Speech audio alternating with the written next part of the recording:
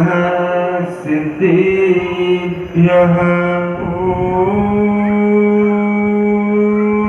नमः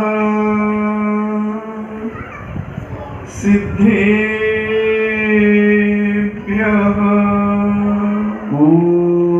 नमः सिद्धेभ्यः।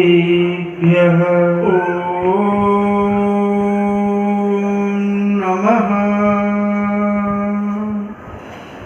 सिद्धेभ्यः।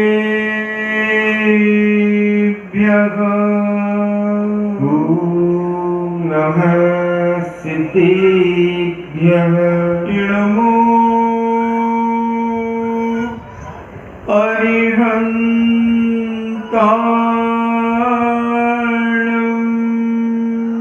नमो अरिहन्ताणं।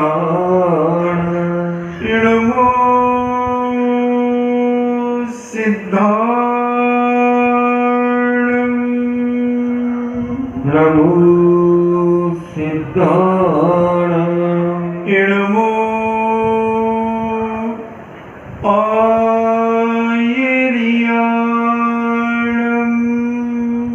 नमो आयर्याणं। नमो उवज्झायाणं।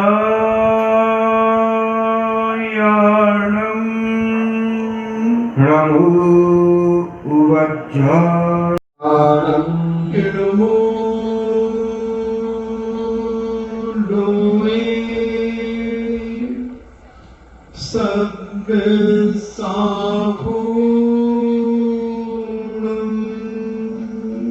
नमो लोये सद्गसाहूणं। पंच परमेश्वरी भगवान की जय। अहिंसामयी वीतराग विश्व धर्म की जय। देवादिदेव 1008 श्री आदिनाथ भगवान की जय। देवादिदेव 1008 चिंतामणि घोर उपसर्ग विजेता श्री पार्श्वनाथ भगवान की जय। देवादिदेव 1008 शासन नायक बाल ब्रह्मचारी भगवान महावीर स्वामी की जय। परम पूजनीय आचार्य श्रोमणि गुरुवर श्री कुंज कुंज महामुनिराज की जय। परम पूजनीय निर्व्यापक श्रवण मुनि श्री सुधा सागर जी महाराज की जय। परम पूजनीय आचार्य गुरुवर श्री विद्या सागर जी महामुनिराज की जय। परम पूजनीय निर्व्यापक श्रवण मुनि श्री सुधा सागर जी महाराज की जय। परम पूजनीय 3.9 करोड़ महामुनिराजों की जय। तपोदय अतिशय क्षेत्र की जय। परम दीक्षित श्री गंभीर सागर जी महाराज की जय। चल रही है 37 की। दुनिया में बहुत सारे लोग हैं जो तप करते हैं। अनेक अनेक प्रकार की तपस्याएं दुनिया में देखी जाती है, मगर तपस्या करने का उद्देश्य, लक्ष्य, इंटेंशन क्या है? हमारे जैनाचार्य कहते हैं कि तुम जो भी कार्य करते हो उसमें तुम्हारा भाव क्या है, तुम्हारे परिणाम क्या है। उस परिणामों, भाव, लक्ष्य, इंटेंशन को उसके अनुसार ही सारी व्यवस्थाएं तुम्हारे जीवन की घटती बढ़ती रहती है।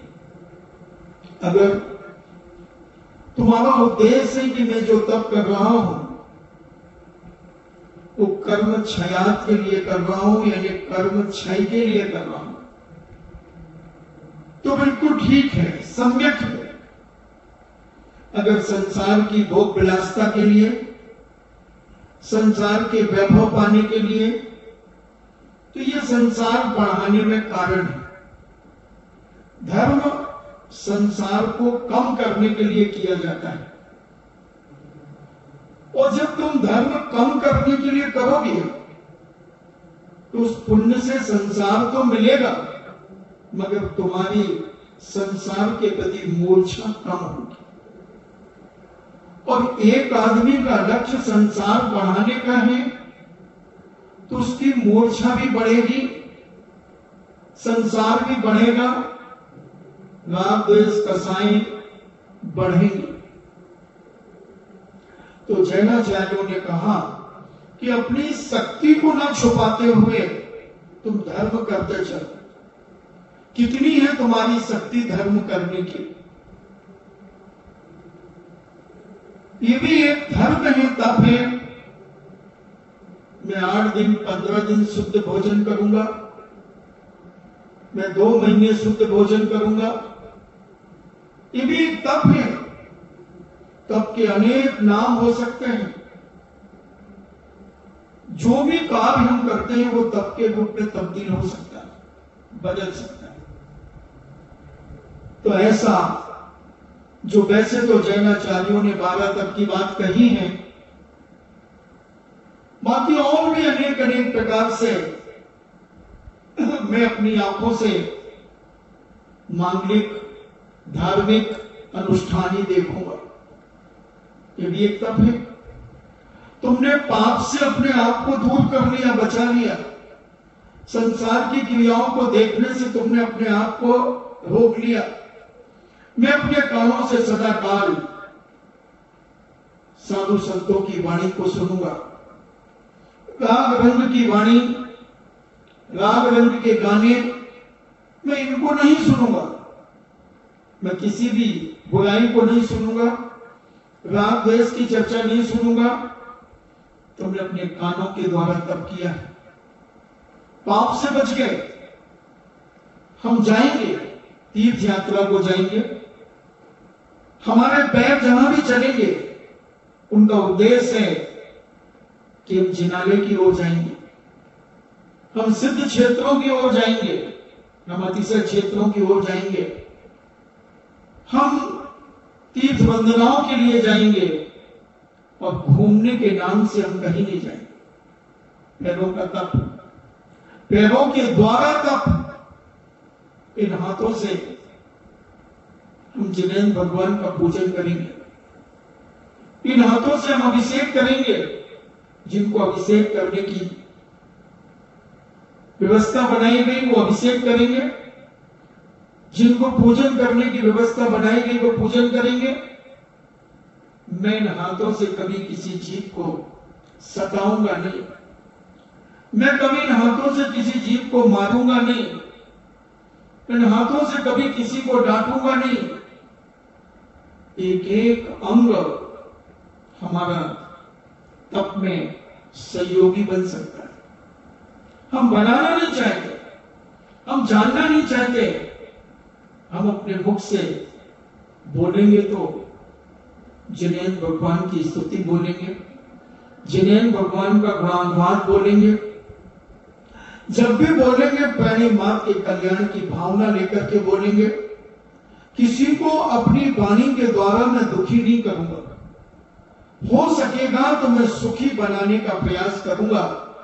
अपनी वाणी को इतना प्रिय बनाऊंगा कि स्वप्न में भी मेरी आवाज अगर किसी के कान में आ जाए तो मैं भयभीत न हो, वो आनंद से विभोर होकर के उस स्वप्न में ही मुझे आनंद महसूस कराने लगे उसकी वाणी। लो साहब, आपकी वाणी का तप हो गया, क्योंकि आपके पास जो कुछ है वो परोपकार के लिए, और परोपकार के साथ स्वोपकार तो होता ही होता ही। ऐसा जीवन हम अपने जीवन को बना सकते हैं तप के माध्यम से, और इस तप के अनेक अनेक कारण हो सकते हैं। हम अपने जीवन में सोचेंगे, जितना भी सोचेंगे किसी का बुरा नहीं सोचेंगे, किसी के विनाश का परिणाम हम अपने अंदर नहीं लाएंगे। जितना भी सोचेंगे हम जन कल्याण के साथ साथ आत्म कल्याण की भी बात सोचेंगे। जितना सोचेंगे हम धर्म की प्रभावना के लिए सोचेंगे, जितना जितना भी सोचेंगे हम देश की, राष्ट्र के हित के बारे में सोचेंगे, अनेक अनेक प्रकार से हम अपने आप को, मन को व्यवस्थित कर सकते हैं। हम जो भी खाएंगे अपने शरीर की साधना के लिए, शरीर को चलाने के लिए खाएंगे, और उस शरीर की शक्ति से हम धर्म ध्यान की क्रिया करेंगे, पूजन पाठ करेंगे, सामायिक करेंगे, आलोचना पाठ पढ़ेंगे। हम सब कुछ भोजन इसलिए करेंगे, किसी को मारने पीटने के लिए शरीर को बलिष्ठ नहीं बनाएंगे,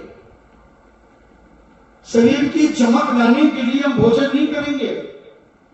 हम इस भोजन के माध्यम से जो हमारे शरीर में शक्ति मिलेगी, उस शरीर से हम वैयावृत्ति करेंगे, परोपकार करेंगे, दीनहीन व्यक्तियों की सहायता करेंगे।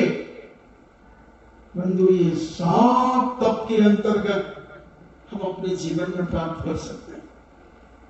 हम बहुत बड़े बड़े उपवास नहीं कर सकते, मगर उपवास करने वालों की हम वैयावृत्ति कर सकते हैं, उपवास करने वालों की हम अनुमोदना कर सकते हैं, और उस अनुमोदना के माध्यम से पुण्य का फल हमें प्राप्त होगा। उनकी तपस्या की जय जयकार करेंगे, उनकी तपस्या का गुणानुवाद करेंगे, और हम प्रभु से कहेंगे कि प्रभु, हमारे पास भी शक्ति है, मगर वो उजागर नहीं कर पा रहा हूं, मार्गदर्शन दें। तो अपने आप की भी तप की ओर अग्रसर करना, तो आप जानते हैं अनशन, उपवास तप कहा जैनाचार्यों ने, और उस उपवास में अपनी सारे आवश्यक यथावत होना चाहिए। उपवास का यह मतलब नहीं है कि उसका उपहास हो जाए, उसका मजाक उड़ा दिया जाए, देखो इन्होंने उपवास किया और ये सो रहे हैं, ये ताश खेल रहे हैं, ये चौपड़ खेल रहे हैं, ये टीवी देख रहे हैं, ये मोबाइल चला रहे हैं दिन भर। नहीं, उपवास का मतलब है उप, अपने पास आकर के उसमें वास करना उपवास है। अपने आप में उस दिन रहने का प्रयास, अपने आप में रहने का प्रयास, या वहां के बाद देश की बातों से बचकर स्वाध्याय, जाप, चिंतन, मनन, पूजा, दर्शन आदि क्रियाओं में ही अपना समय व्यतीत करना। ये तब भूख से कम खाना, उनोदय, भूख से कम खाना, उनोदय। अब कितना कम खाना, ये आपके ऊपर। अनशन, उनोदय, व्यक्ति परिसंख्यान। पूज्य मुनिराज अनेक अनेक प्रकार की व्यक्ति परिसंख्यान लेते हैं अपनी शक्ति का परीक्षण करने के लिए कि मेरी शक्ति कितनी है, और इस प्रकार की मैं विधि लेकर के निकलूंगा, मिलेगी कि नहीं मिलेगी। पूज्य शांति सागर जी महाराज के बारे में अनेक विधियों के बारे में अपन ने पढ़ा, सुना, तो कई बार 7 दिन लग जाते थे विधि मिलने में, मगर चेहरे पर सिकन नहीं आती थी। प्रसन्न होते थे पूज्यवर कि ऐसे उपवास नहीं किया तो लो व्यक्ति परिसंख्यान के निमित्त से मेरा उपवास हो गया। बहुत आनंदित होते थे। बताते हैं उपवास करने में पूज्य शांति सागर जी महाराज इस युग के लोहे पुरुष थे। 20वीं सदी के ऐसे लोहे पुरुष थे कि उन्होंने रंच मात्र भी अपनी शक्ति को कहीं नहीं छुपाया। जहां जिस समय जैसी परिस्थिति बनी, जब कुछ आदताई सत्ताओं के सामने हमारे जैन मंदिरों में कुछ ऐसे लोग प्रवेश करने लगे जिनका बंदेज था, पूज्य प्रभु ने 1105 दिन तक अन्न का त्याग कर दिया, अन्न का त्याग कर दिया। उस समस्या का हल निकालने की उन्होंने कहा कि तब करना पड़ेगा। गांधी जी भी जब कोई कार में उलझते थे तो वह भी उपवास कर लेते थे, और उपवास करने के बाद उस समस्या का हल निकल जाता था। उपवास में कैसी शक्ति है, तपस्या में कैसी शक्ति है। अगर सच्चे मन से तपस्या की जाए तो सब कुछ प्राप्त हो सकता है। इसी का नाम तो तप है। तो व्यक्ति परिसंख्यान अनेक अनेक प्रकार से लिया जाता है। गृहस्थ भी ले सकता है, साधु तो लेता ही है। महाराज हम कैसे ले सकते हैं? हम मंदिर से घर लौटेंगे और हमारे परिवार का कोई भी, अभी थोड़ी बड़ी व्यक्ति परिसंख्यान बताऊंगा, फिर इसको और छोटी करूंगा। हमारे घर का कोई व्यक्ति अगर मुझे लाल कपड़े पहना हुआ दिखेगा, लाल कपड़े, कहीं भी शरीर पे कपड़ा हो लाल, तो आज मैं भोजन करूंगा। और कोई ने लाल कपड़ा पहना हुआ नहीं दिखा, और मान लो आपकी शक्ति नहीं है उपवास का, तो मैं 2 घंटे बाद कम से कम भोजन करूंगा। कहना मत किसी को कि आज लाल साड़ी पहन के मैं रहना, ये नियम लेके आ रहा हूं। ऐसा नियम नहीं ले लेना, एक सहज में ले लेना। मेरा बेटा मंदिर से लौटते समय मुझे कहेगा, मम्मी जय जी ने, तो मैं आज भोजन करूंगी, और अगर नहीं करेगा तो मैं 2 घंटे बाद भोजन करूंगा। ये भी तप है। व्यक्ति परिसंख्यान अनेक प्रकार के। घर में प्रवेश करते ही श्रीमान जी मुझे दिखेंगे। श्रीमान सोच सकते मेरी श्रीमती अगर डायरेक्ट मुझे दिखेगी, या मेरा बड़ा बेटा दिखेगा सीधा घर में प्रवेश करते ही, तो मैं आज भोजन समय पे करूंगा, नहीं तो मैं आज शाम को भोजन करूंगा, सुबह भोजन नहीं करूंगा। तपस्या, व्यक्ति परिसंख्यान तुम्हारे गृहस्थों की, सब कुछ कर सकते हैं, कोई भी नियम ले सकते हैं। भोजन की थाली पे बैठ जाएंगे तो सबसे पहले कोई भी ले लो, ये चीज अगर मुझे परोसी जाएगी तो मैं भोजन करूंगा, और ये दूसरी नंबर पे परोसी जाएगी तो मैं 2 घंटे बाद 3 घंटे बाद भोजन करूंगा। अरे क्या हुआ? कोई बात नहीं, मैं 2 घंटे बाद करूंगा। क्यों? अभी भोजन की थाली तो मैं लगाई नहीं थी। नहीं, कोई बात नहीं, मेरा नियम था आज का। अगर श्रीमती जी धर्मात्मा होंगी तो कुछ भी बोलेंगी, और थोड़ी सी लड़ाकू विमान हुई तो हंगामा मचा देंगी। ये कोई तरीका है तुम्हारा? अब मैं 2 घंटे के तुम्हारे लिए बैठी रहूंगी, मेरे को और कोई काम ही नहीं, यही काम है, चुपचाप खा लो। कह सकती है? कोई कारगिल से आई हो लड़ाकू विमान लौट करके, तो कह सकती है, उसको कोई बाधा नहीं है किसी प्रकार की। अब उसमें तुम क्रोध मत करना, उसमें तुम नाराज मत होना। कोई बात नहीं, शाम को ले लेंगे, अभी 2 घंटे बाद की व्यवस्था नहीं बनती है, बड़ी सहज में क्या ना, बहुत सरल भाव से शाम को ले लेंगे। अरे मन खराब नहीं करो हमारा मन नहीं लगेगा, तुम भूखे रहोगे और हम खा लेंगे, ये कोई तरीका थोड़ी। नहीं, तुम अच्छे से खा लो, मैं तो तब कर रहा हूं, तुम्हें मालूम है ना, मैं प्रतिमा लेने का अभ्यास कर रहा हूं। तुम भी तो कह रहे थे कि हम प्रतिमा लेंगे, तो ये कैसे किया जाता है प्रतिमा लेने? अरे ये तब कहलाता है, समझती तो हम। अभी मैं वहां गया था तो मैंने प्रवचन में सुना, इसलिए मैंने सोचा चलो अभ्यास तो करो थोड़ा थोड़ा। तो पहले बता देते वो तब नहीं कहलाता, वो तो सेटिंग हो जाती, तो फिर मेरी तपस्या थोड़ी होती एम से।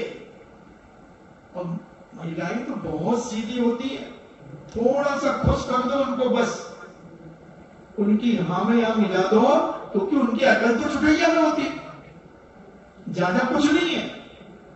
दो मीठी बातें कर दो, बिल्कुल सही। और नहीं तो रणचंडी का रूप भी बना सकती है, मगर तुम रणचंडा मत बन जाना, तुम फौरन स्थान को चेंज कर देना, उठ करके चले जाना। अच्छा ठीक है, मैं दुकान पर जा रहा हूं, शाम को ही आऊंगा मैं, ठीक है? तुम जाना, तुम्हारा काम जाने जैसा, मैं भी नहीं खाऊंगी। देख लेना, अच्छी बात है, तुम भी अच्छी शांति से त्याग करना, तुम्हारा भी व्यक्ति पर संज्ञान हो जाएगा, ठीक है? जय जिनेन्द्र। कौन चले जाना। फिर देखो क्या होता है। धर्म में, धर्म करने में अपन को कसाय नहीं करना। सबसे बड़ी तारीफ की बात तो यही होती है। कोई भी तप करे, कोई भी नियम का पालन करे, सामने वाला लाख मना करे, उत्तेजित हो जाए, रोए धोए, मगर अपने ऊपर उसका कोई प्रभाव नहीं पड़ना चाहिए। और सामने वाले को इतना हितमित प्रिय वचन में उत्तर दो कि सामने वाला भी तुमसे नाराज ना हो, वो भी कहे ठीक है, अच्छा वक्त कर लिया तो थोड़ा पहले बता दिया करो, अब वो भोजन सब खराब हो जाए, किसी को खिला दे। बहुत सारे बेचारे गरीब निकलते हैं, गाय को खिला देंगे रोटी, वो तो मैं कर लूंगी, मगर थोड़ा देखना गुस्सा कितना उसका नीचे ढलान पे आता जा रहा है। और अगर तुमने कसाई में जवाब दिया तो समझ लो कि हिमालय की चोटी पर चढ़ेगा।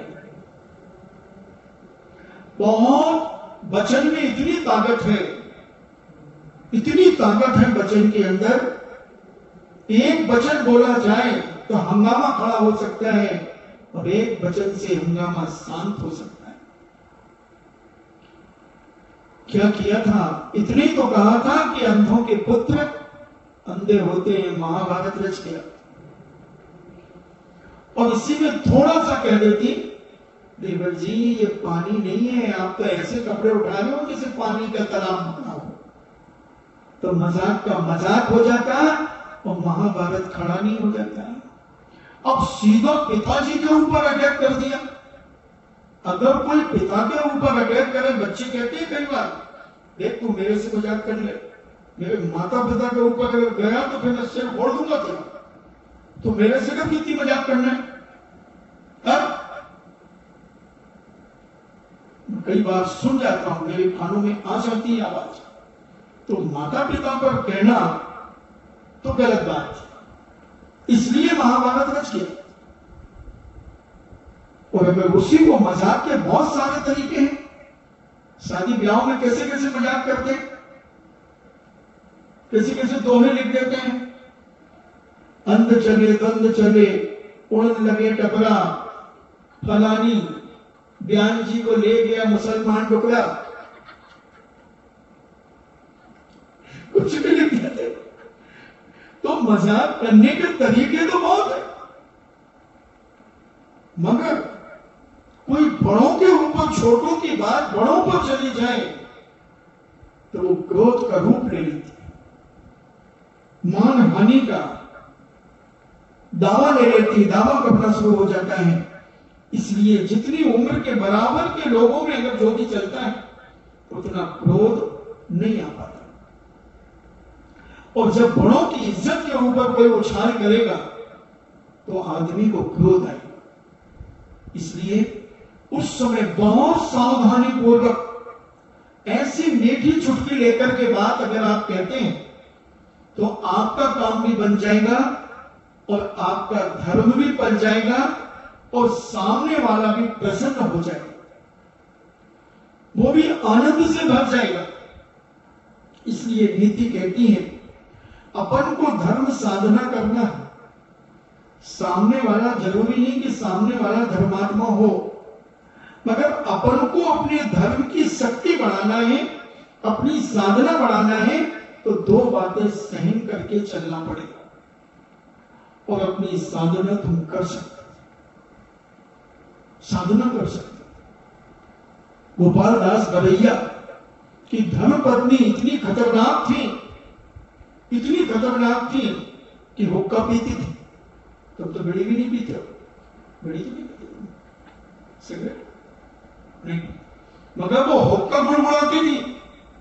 तो पंडित जी बहुत अच्छे विद्वान थे, कर्णानी योग के, जैन सिद्धांत प्रवेश का उन्होंने लिखी, और सभा में रोज स्वाध्याय कराते थे।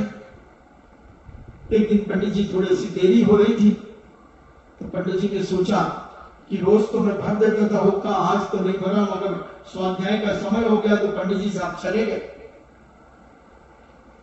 पंडित जी साहब चले गए, वो बीच सभा में पहुंच गई। बड़े पंडित बने हो, मेरे घर के काम निपटा के आया करो, आज हुक्का ही नहीं भरा। वो चले आए, चलो हुक्का भरो पहले। पंडित जी कहते भैया कायुसर कर लो और मैं जाता हूं, हुक्का भर आऊं उनका। और पंडित जी इतनी सभा में छोड़ करके, पास में रहते होंगे मंदिर जी के, और हुक्का भर करके और फिर साथ सभा में आ गए। देखना कैसी कैसी कला, अपने आप के तप को कैसे, क्षमा धर्म को जीतना, और क्षमा धर्म पंडित जी के अंदर सोच लो आप कितना होगा कि इतनी बड़ी सभा के बीच में श्रीमती जी आ गई और उत्तेजित नहीं हुए पंडित जी।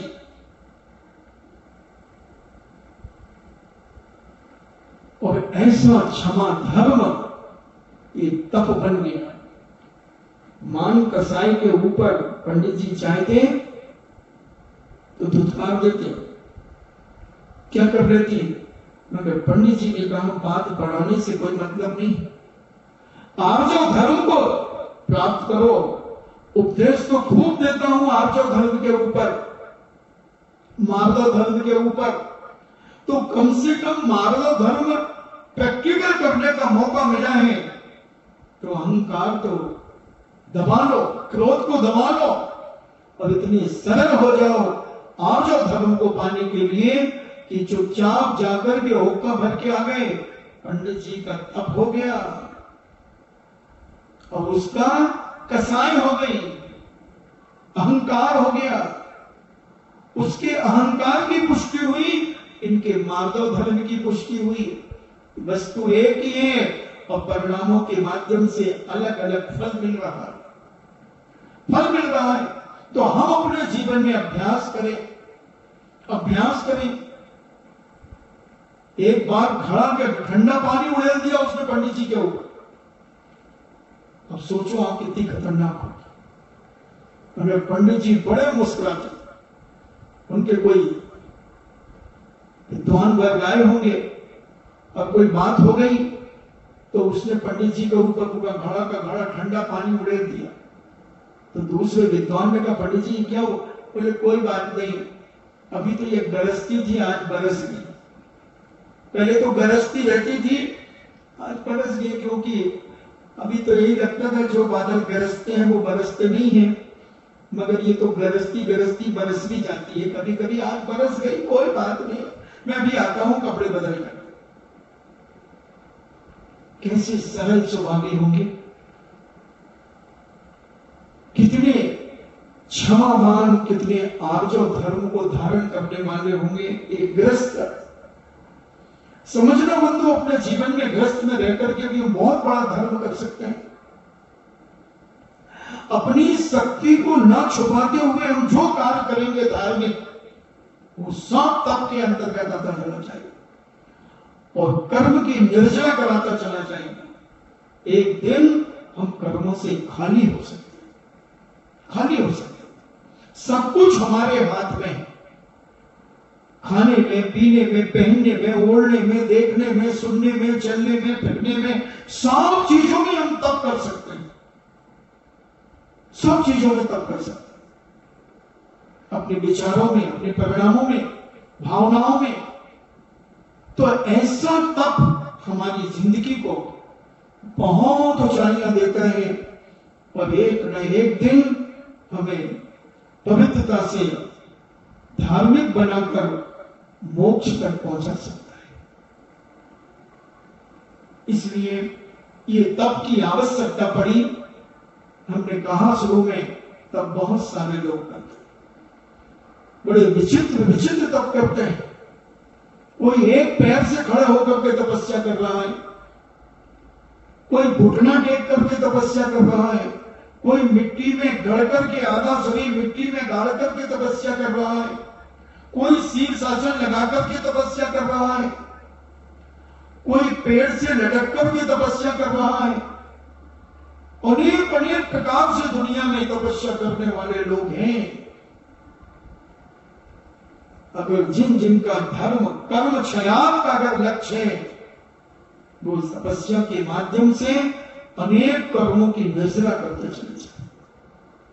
हम अपने जीवन में ऐसी तपस्या करें, शक्ति से ज्यादा ना करें और शक्ति से कम ना करें। शक्ति 10 तप, तप को छोड़ना नहीं है। हमने कहा एक आसन की ताकत हो तो एक आसन तो करो कम से कम। आज सारे लोग अष्टमी चतुर्दशी भूल गए। भारत में मुश्किल से 10% लोग अष्टमी चतुर्दशी को याद करते हो, और याद कर लेते हैं, मगर पालन कितने लोग कर पाते हैं? 1%। कितने घर हैं कि जिनके घरों में अष्टमी चतुर्दशी को रात्रि भोजन नहीं होता? बहुत कम उंगली पर गिनने वाले परिवार होंगे, उंगली पर गिनने वाले परिवार। रात्रि भोजन का तो ऐसा नशा चढ़ा है लोगों को। घर में बैठे रहेंगे, फ्री बैठे हैं, अभी खाऊंगा अभी खाऊंगा, और अंधेरा हो जाएगा जब खाने बैठेंगे। उन्हें पता ही नहीं कि रात्रि भोजन करने से क्या होता है और नहीं करने से क्या होता है। भौतिकवाद के युग में इतने घूम रहे हैं कि हम अपने धार्मिक अनुष्ठानों को भूल गए, धार्मिक सिद्धांतों को भूल गए, नियमों को भूल गए, सब भूलते चले जा रहे हैं। भौतिकवाद के युग में पंचगियों की विषयों की लिप्सा में हम इतने, और धन दौलत के वैभव में हम इतने पागल हो रहे हैं कि हम अपने घर से धर्मों के संस्कार खत्म करते चले जा रहे हैं। आम्बेडकर ने, हमने जो अभी कुछ दिन पहले कहा था कि आम्बेडकर ने जो जब कानून बनाए थे, उसके पहले जैन दर्शन के सिद्धांतों को और जैन दर्शन को बड़ी मार्मिकता समझ करके पढ़ा था, बड़ा श्रद्धा के साथ पढ़ा था। हफ्ते में एक दिन छुट्टी की क्यों बात थी? हफ्ते में एक दिन छुट्टी, हफ्ते में एक दिन दुकान बंद। कारण क्या उद्देश्य था? कमाई रोज करो। एक दिन की छुट्टी होने से सरकार का भी लॉस होता है, एक दिन की दुकान बंद करने से व्यापारियों को भी लॉस होता है। मगर कानून बनाया गया, एक दिन की छुट्टी, जो 6 दिन वो अपने जीवन में पाप करता है, नाम दे सारम दुनिया के करता है, उस दिन की छुट्टी के दिन वो जिनेंद्र भगवान का अभिषेक पूजन विधान करेगा, उपवास करेगा, तो अपनी साधना को, अपनी तपस्या को आगे बढ़ाएगा। अष्टमी और चतुर्दशी उसे मालूम था कि अष्टमी और चतुर्दशी अनादिकालीन है।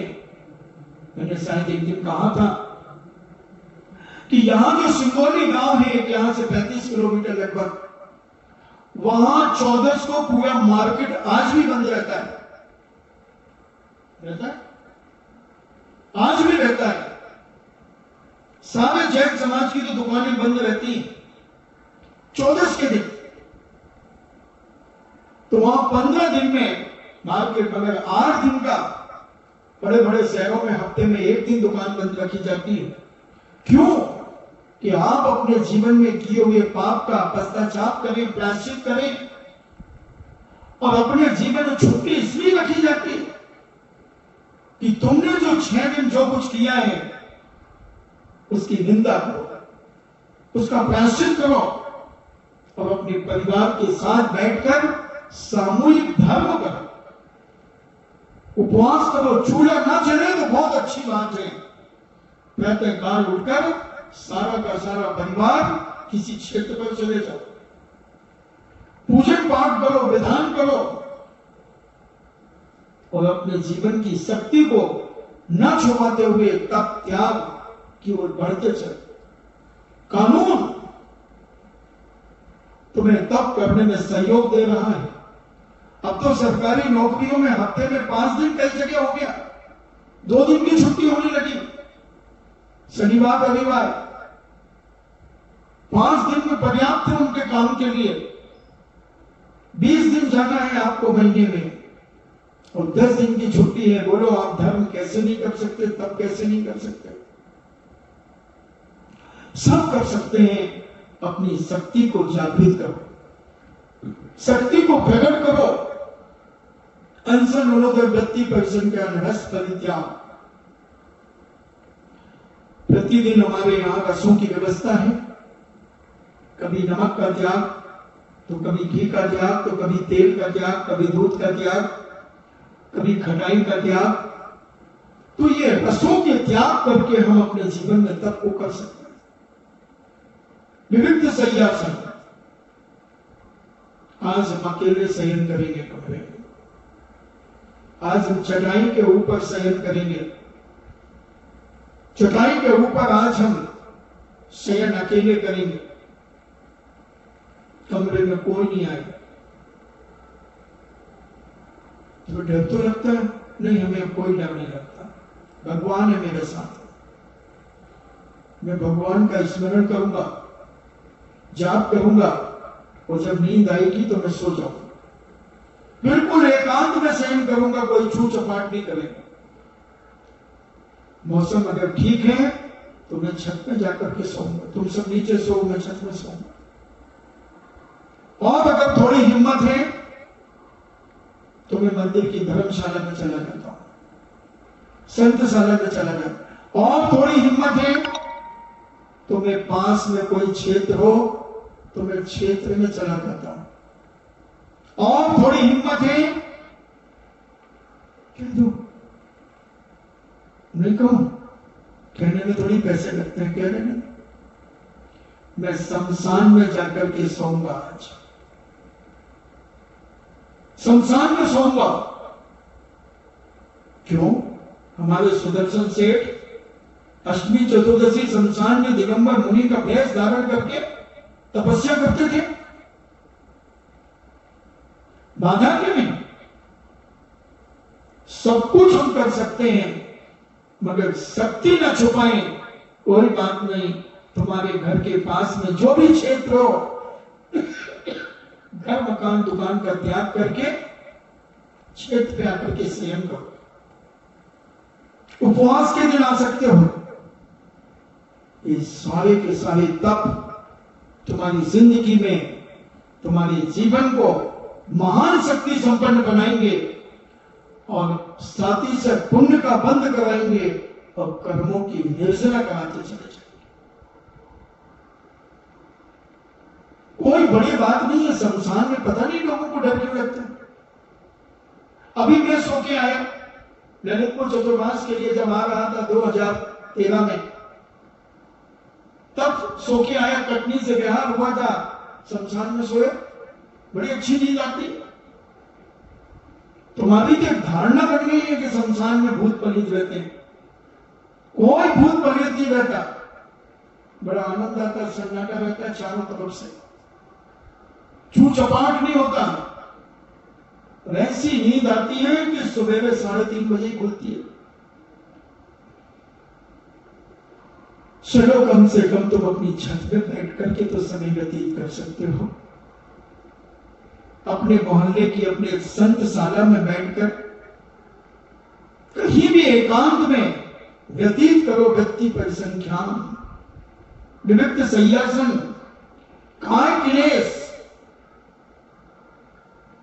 चटाई पर आज सोएंगे, चटाई पे बैठेंगे, आज गद्दे आदि का प्रयोग नहीं करेंगे, चटाई नहीं ओढ़ेंगे, सब कुछ चटाई पर करेंगे। एक दिन हफ्ते में कम से कम इतना नियम बना ले, अपनी शक्ति अनुसार पहले शक्ति लगा लेगा। ये सब कर्म निर्जला, ये बाह्य तप है, और इन बाह्य तपों के माध्यम से हम अभ्यंतर तपों को भी तपने का प्रयास करेंगे। और जब हम बाह्य तपों में परिपक्व होंगे, जब हमारे बाह्य तप हमारे जीवन में हिम्मत और शक्ति देंगे, तो हम अंतरंग तपों को बढ़ाएंगे। हम अपने अहंकार को कम करके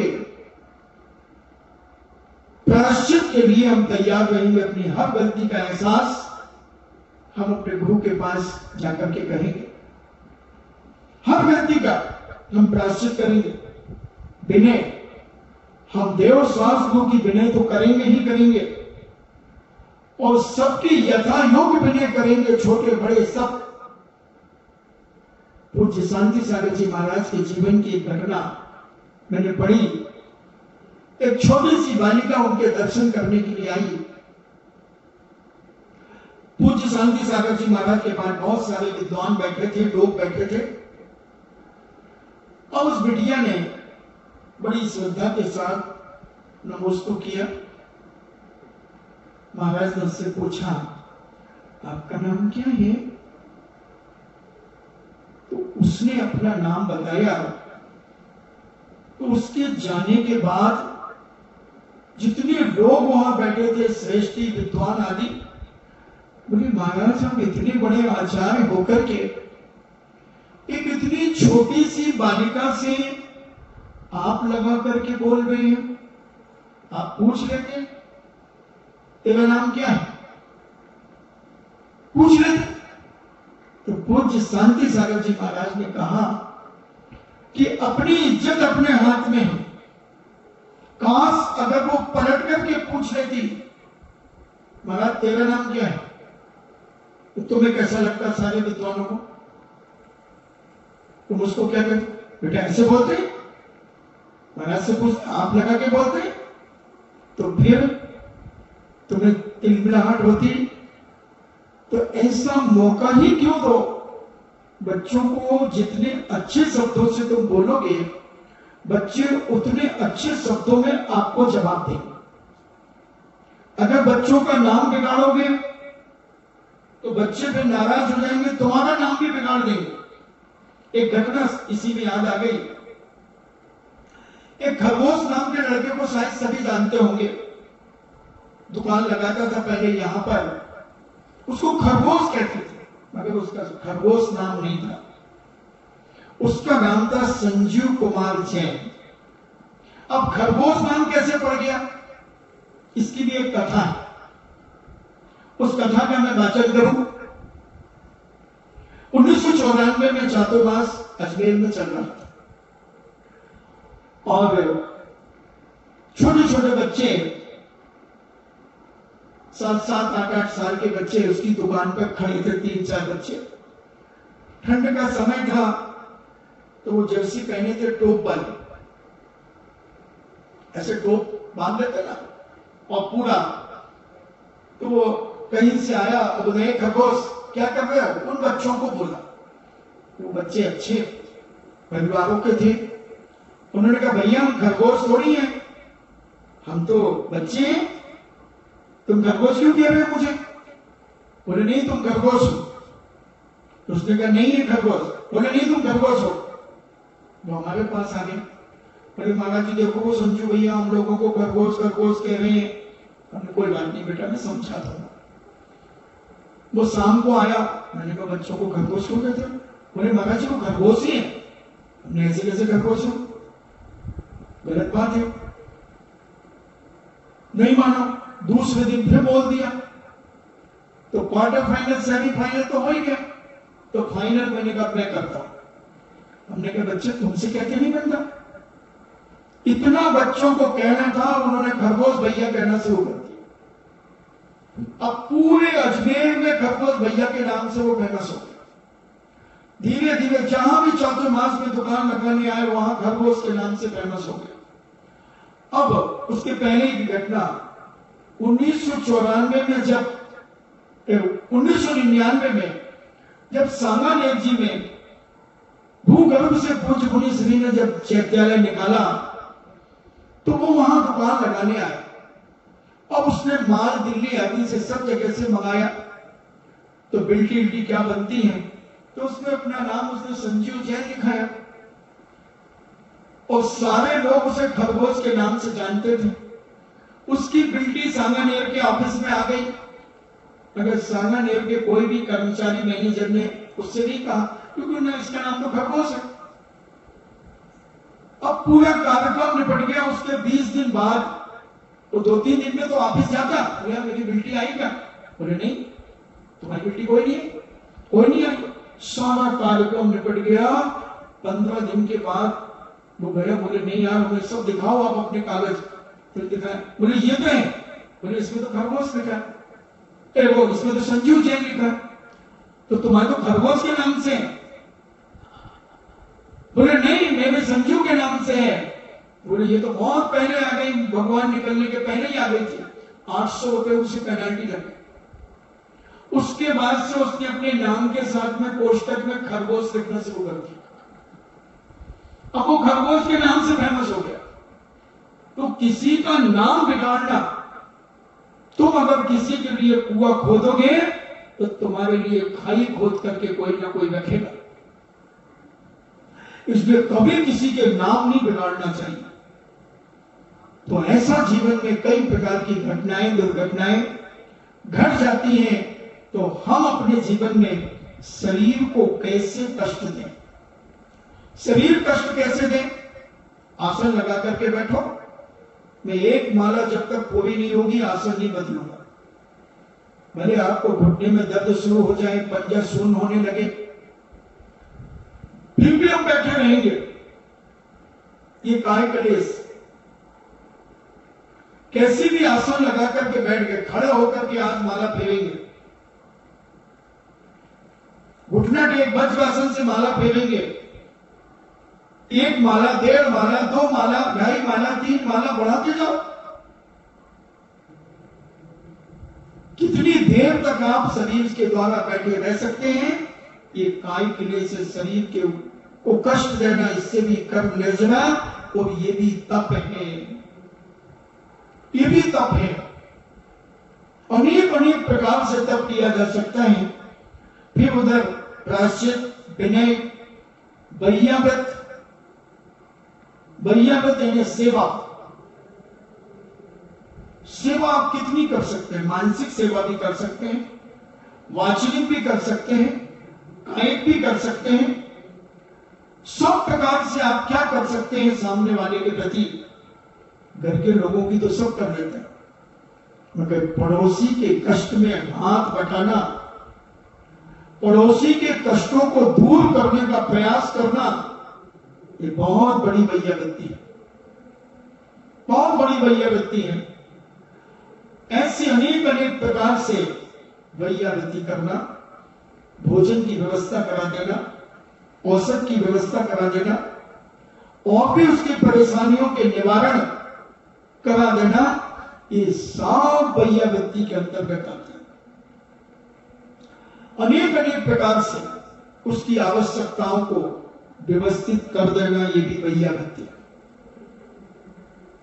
वैयावृत्ति तो ऐसी प्रायश्चित, विनय, वैयावृत्ति ये अंतरंग तप है, और इन तपों को हम कितना तप पाते हैं वो हमें देखना है। और ये गृहस्थ में रह करके भी हम कर सकते हैं।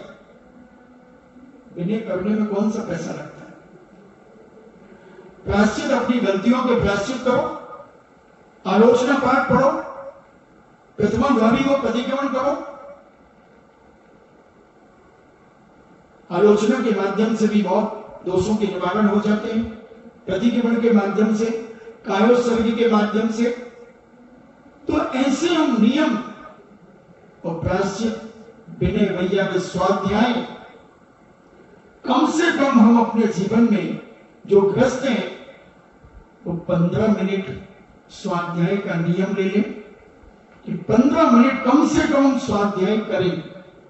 एक ग्रंथ अपना लेंगे, पहले पन्ने से अंतिम पन्ने तक, जब तक पूरा नहीं होगा जब तक हम कोई ना एक वस्तु का त्याग करेंगे, जो तुम्हें करना हो, मतलब उसका हक करना, जो तुम खाते नहीं हो उसका कर दो।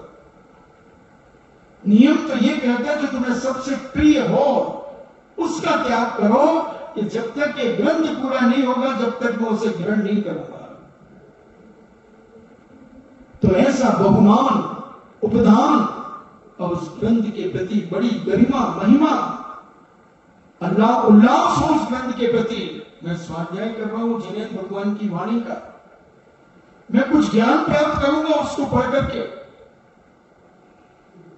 और विनय पूर्वक, शुद्धि पूर्वक हाथ पैर धोकर अच्छे विनय से कायोत्सर्ग मंगलाचरण करके बड़ा लाभ बहुमान, जो 8 अंग हैं सम्यक ज्ञान के, उनके अनुसार किया हुआ स्वाध्याय हमारे जीवन में महान ज्ञान का अर्जन कराता है, ज्ञानावरणी कर्म का शोषण कराता है। विनय वैयावृत, विनय प्रास्य स्वाध्याय, वैयावृत, कायोत्सर्ग और ध्यान, ऐसे ये 6 अंतरंग तप, इनको अपने जीवन में धीरे धीरे अभ्यास के रूप में करना शुरू करें। 5 मिनट हम बिल्कुल शांति से बैठेंगे, न नमोकार मंत्र बोलेंगे, न कोई पाठ करेंगे, बिल्कुल शांति से, न हम सोचेंगे, कुछ नहीं करेंगे, हम बैठने का अभ्यास करेंगे। ध्यान कोई मन, जैसे उदाहरण के लिए ले लें, एक टीवी चल रही है और आप बैठे बातचीत कर रहे हैं, टीवी यथावत चल रही है, आपकी नजर टीवी पे भी जाती मगर मन में कोई विकार, कोई विचार नहीं आता, चल रही है और आप अपने काम में लगे हुए हैं, बिजी हैं, कोई विशेष बात आपके कान में आई, अरे ये क्या बोले, बस ये आपका ध्यान टूट गया। उसी प्रकार आप शांति से बैठें, आपके मस्तक में नेशनल हाईवे चलेगा, इतने विचार आएंगे जाएंगे, इतने आएंगे जाएंगे, उनको रोको मत, उनको पकड़ो मत, चलने दो। और ऐसे विचार चलते जाएंगे, तुम शांति से उसको देखते रहो। ये ध्यान, एकाग्र चिंता निरोधो, ध्यान अंतम होता। एकाग्र होने का प्रयास करो, किसी एक बिंदु को देखना शुरू करो, और न बने तो एक पेज, एक किताब अपने सामने रख लो, एक पेज खोल करके रख लो। अब उस पेज को देखते देखते इतने एकाग्र होते जाओ कि वो किताब का एक पन्ना, फिर आधा पन्ना दिखे, पाव पन्ना दिखे, फिर उसकी एक लाइन दिखे, और एक लाइन से फिर और संकुचित होते जाओ, आजू बाजू से कम होते जाओ, और केवल एक शब्द दिखे, का दिखे, फिर का के बाद वो का भी धीरे धीरे विलीन सा हो जाए।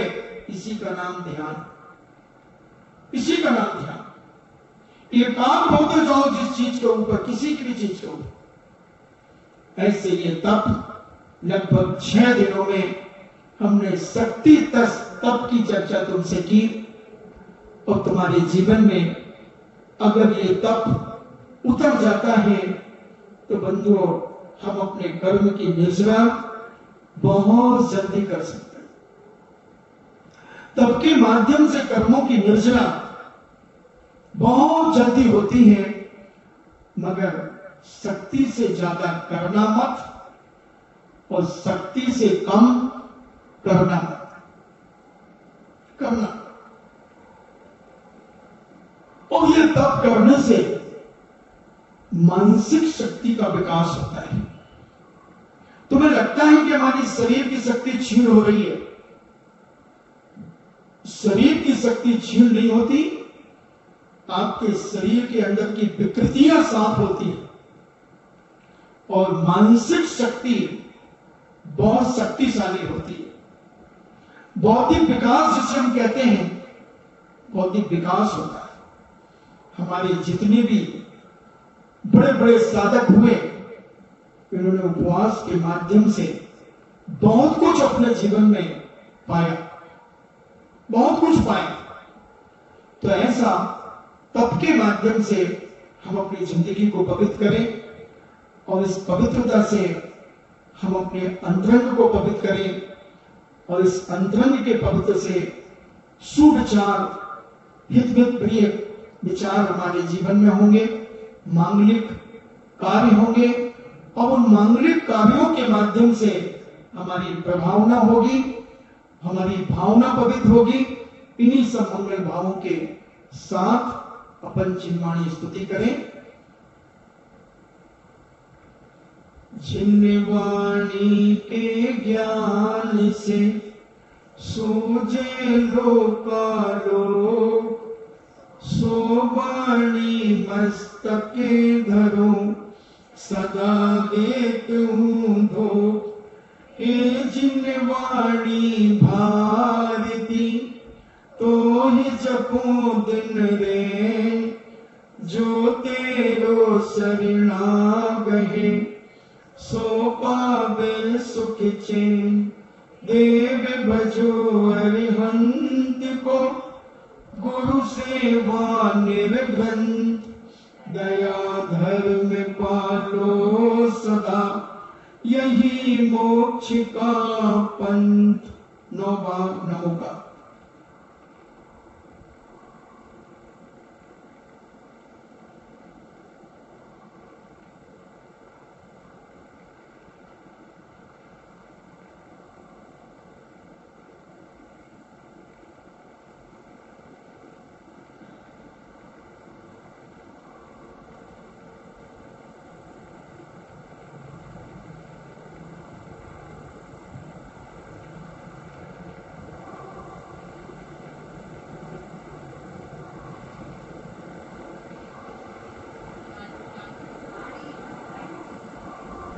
परम पूजनीय द्वादशांग जिनवाणी माता की सुत देवता, सुत देवता, सुत देवता, जैनम जेतु शासनम, जैनम जेतु शासनम, जैनम जेतु शासनम।